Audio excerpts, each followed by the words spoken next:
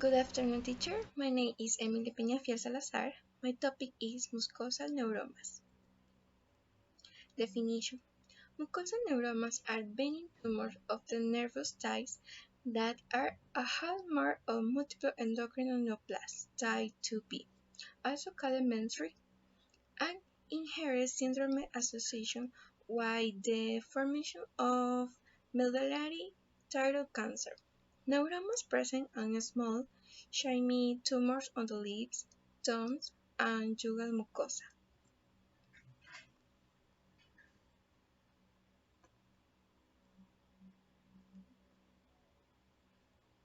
Hi, I'm Casey Tamanik, and I have what's called mucosal neuroma, and it is a syndrome that causes extra bone growth and extra growth of cells on different parts of my body. Hi, I'm Sarah Strop, and I am Casey Tamanik's mom. When he was 2, he started growing some extra cells on the left side of his tongue. We had 4 different specialists look at him throughout Denver, and they really never could figure out what was going on and why the extra production was there. He has had many medical conditions since the day he was born, but the one that has had the most scare throughout his lifetime, he was finally diagnosed when he was 11. We started trying to figure out what was different about him when he was probably about 2 years old.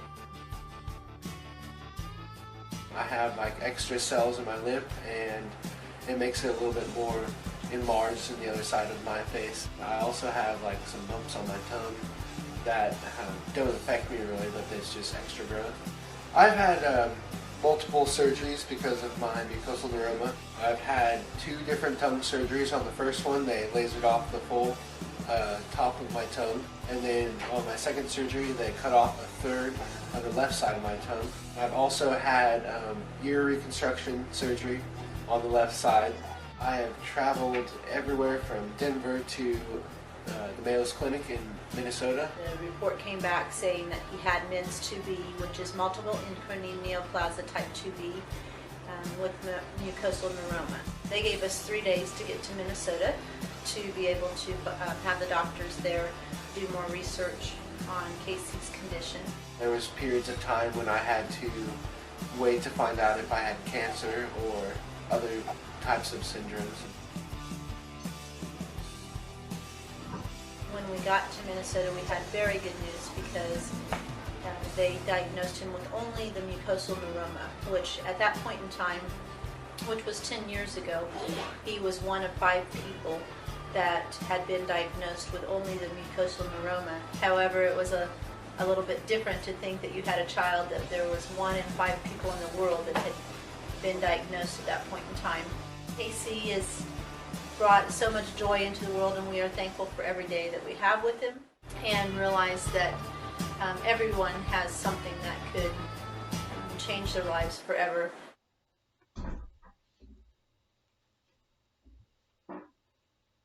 Application in medicine. Through exploration of the entire oral mucosa is essential, for which it is essential to have a light that can illuminate the cavity, generally a simple flashlight. The color and texture of the surface of the lesion should be established in relation to those of the area of the mucosa where it sits. Scraping while the pressure shows detachment or not in while lesion, and the lesion should be immediately palpable to appearance it's soft, semi-elastic, or hard consistency. It is good, or poor dilatations, and the inflation of the surround ties. Pros and cons. Meant to be typically manifest before a child is 10 years old. Affects individual tends to be tall and lanky, while an elongated face and protruding lobarous lips. Benign tumors develop in the mouth, eyes, and submucosa of almost all organs in the first decade of life. Medullary thyroid cancer almost always occurs sometimes in the infants. Its use applied in Ecuador. Regarding mucosal neuromas, International guidance recommend are prophylactics and thyroidectomy during the first years of life and even before 6 months for the highest risk group. Since the ability of genetic testing in Ecuador is relatively new, it is important to identify patients and family at risk in order to apply preventive measures similar to other countries of the region in the world. Conclusion. In conclusion, mucosal neuroma is a detective manifestation of meant to be, can be the definite early diagnostic clue. Therefore, genetic investigation and rapid treatment must be carried out to avoid possible complications.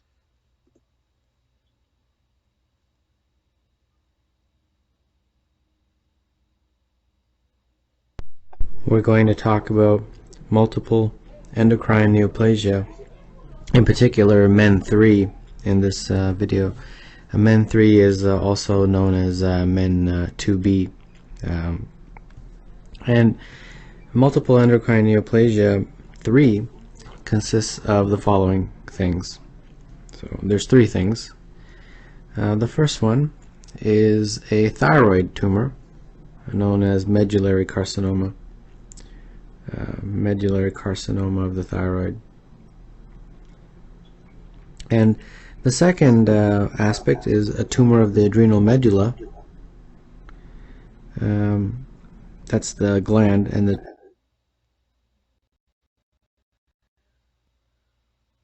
the name of the tumor is pheochromocytoma. And the final, the third aspect of this disorder is something called mucosal neuromas, and those are the three parts of MEN3. So what kind of presentation would you get?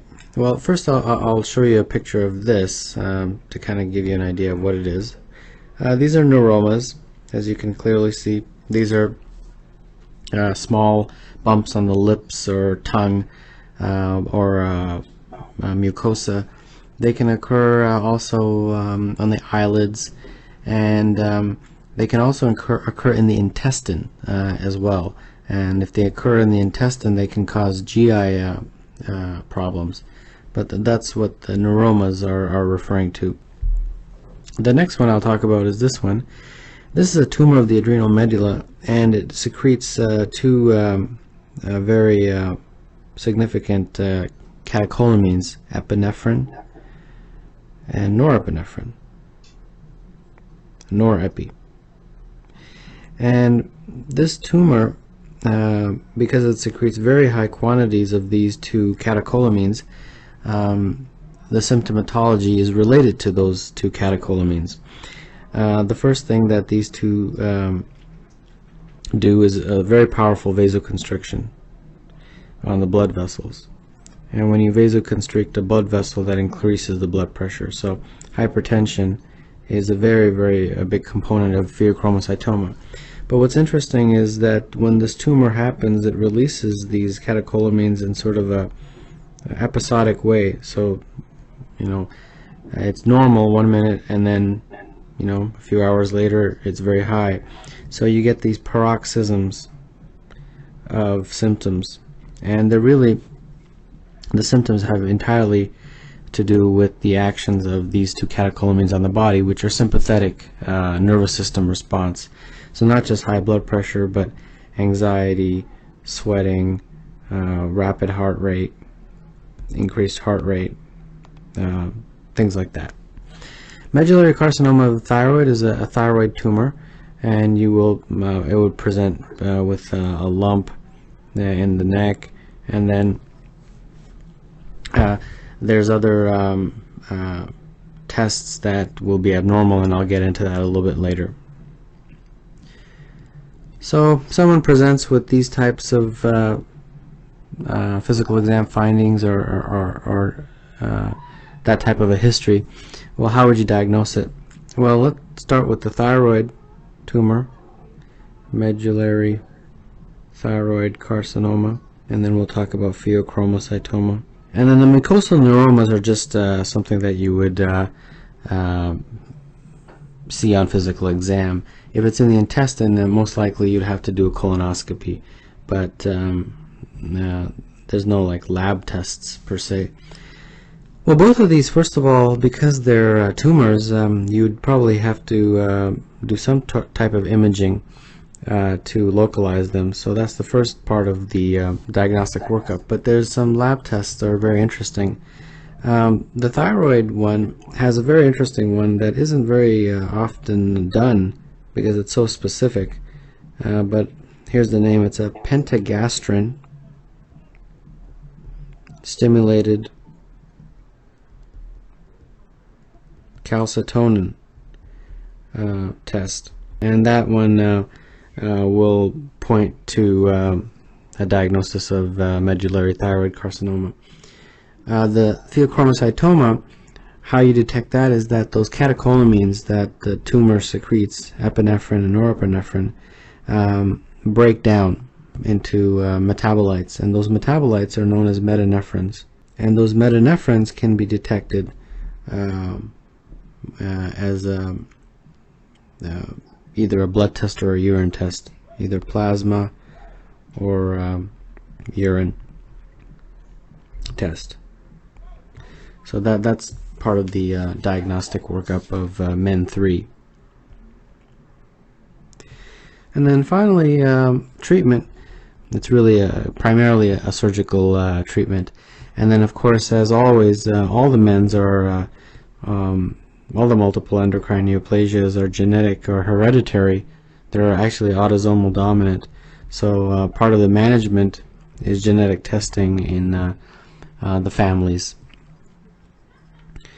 And then finally, I have a couple of vignettes I'd like to go through, and here they are. A 29-year-old man presents to a physician because of multiple small nodules on his lips. The clinician notes that the patient has a marfanoid habitus, which is also a part of MEN3, can be a part of MEN3. Biopsy of one of these nodules demonstrates a mucosal neuroma. Which of the following screening tests is indicated? Well, if you had seen some of the other MEN videos that I had made previously, you could tell that this one is part of gastronoma that occurs, and this is parathyroid adenoma or hyperplasia.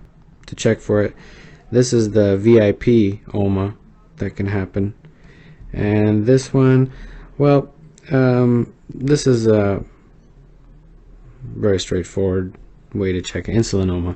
All of these are part of either MEN1 or MEN2, and by default that actually leaves MEN3, which is choice A. But what really gives it away in this particular vignette is the mucosal neuromas, which is really only part of MEN3. So, and finally, a 40-year-old male has paroxysmal hypertension. He is subsequently found to have medullary carcinoma of the thyroid, pheochromocytoma, and mucosal neuromas. Parathyroid involvement is not noted. What is the most likely diagnosis? Well, you can't get any more straightforward than that. They basically told you the three things. 1, 2, 3 things that are part of MEN3. And just so you don't get confused, MEN3 sometimes is also known as MEN2B.